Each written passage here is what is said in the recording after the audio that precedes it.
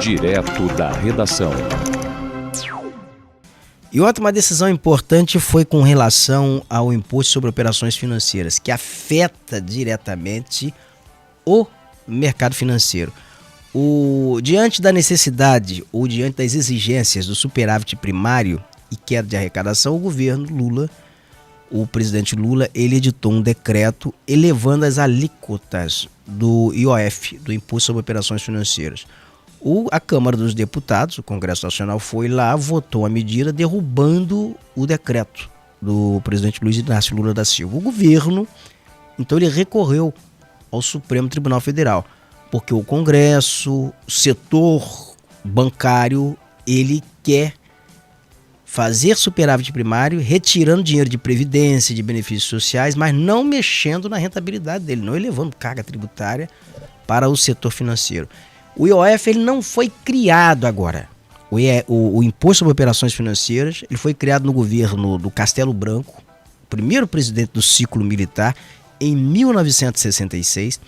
Em 1994, houve uma medida provisória do então presidente Itamar Franco, regulamentando a lei, criando ali normas para regulamentar a lei. E daí então inseriu-se alguns artigos e o Senado depois transformou essa medida provisória em lei. E ali o presidente ele pode abaixar a alíquota, pode voltar ao padrão normal da alíquota. E o presidente então ele editou uma medida provisória elevando a alíquota do Imposto sobre Operações Financeiras. E diante da judicialização, como o Congresso e o governo não se entendia, o governo recorreu ao Supremo. O Supremo chamou o governo, chamou o Congresso, chamou o representante da Câmara dos Deputados e do Senado para uma audiência pública, para tentar resolver politicamente isso, chegar a um entendimento político e resolver essa questão. Não houve acordo entre o governo e entre o legislativo. Então, o ministro do Supremo Tribunal Federal, que é relator e que estava promovendo a audiência pública, que foi Alexandre de Moraes, ele fez o quê? Ele manteve o decreto de Lula, ele reconheceu a legalidade do decreto de Lula, elevando as alíquotas, mas suprimindo alguns pontos. Vamos entender aqui na reportagem de Roberta Lopes. O ministro do Supremo Tribunal Federal, Alexandre de Moraes, decidiu manter a validade do decreto do governo federal que aumenta as alíquotas do IOF, o Imposto sobre Operações Financeiras.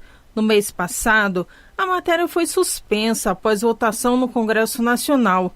Depois da deliberação, o PSOL, o PL e a Advocacia Geral da União entraram com ações na Corte. O decreto fazia parte das medidas do Ministério da Fazenda para reforçar as receitas do governo e atender às metas do arcabouço fiscal. No fim de maio, o presidente Lula editou um decreto que aumentava o IOF para operações de crédito, de seguros e de câmbio. Na decisão desta quarta-feira, o ministro Alexandre de Moraes resolveu manter suspensa apenas uma regra da cobrança do IOF, a que prevê a incidência do imposto sobre operações de risco sacado. Contudo, o restante da lei permanece válido. Com despacho dado por Moraes, fica suspensa a ação do Congresso Nacional que derrubou o decreto do Executivo. A decisão foi tomada após o governo federal e o Congresso Nacional não entrarem em um acordo após uma audiência de conciliação realizada na terça-feira pelo Supremo. Pelas redes sociais, o Ministério da Fazenda destacou que a decisão contribui para a retomada da harmonização entre os poderes e demonstra como o diálogo é fundamental para o retorno à normalidade institucional do país. Com informações da Agência Brasil, da Rádio Nacional em Brasília, Roberta Lopes.